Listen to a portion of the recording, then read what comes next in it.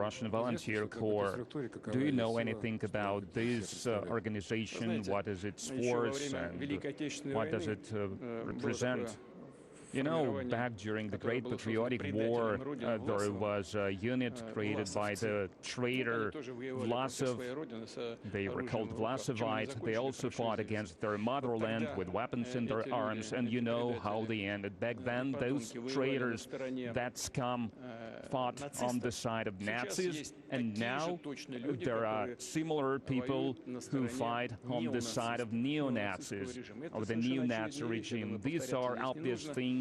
I do not think we need to repeat this again. If their main national hero is Bandera, who served under Hitler, there is nothing else to prove.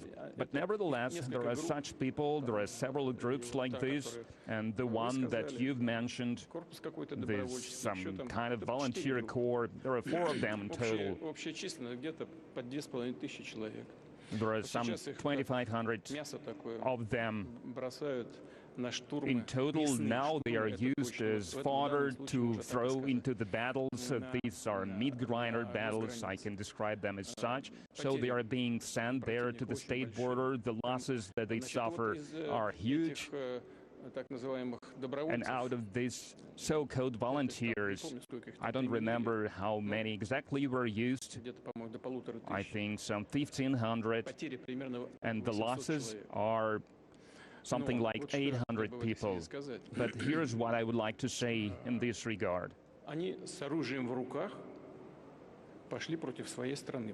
They took weapons and they went against their country, against their motherland.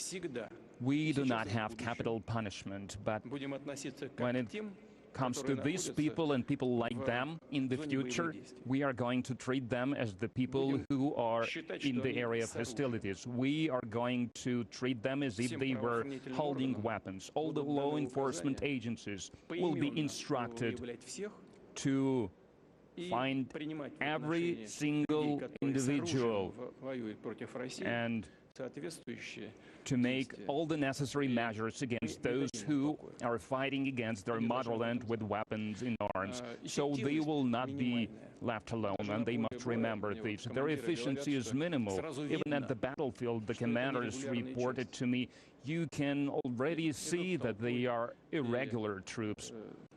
They're just running as a crowd. They're just going there into this meat grinder to die. And in general, they're at the state border despite the terrorist attacks, and we are well aware of that. The citizens who live in these territories, they have not just showed their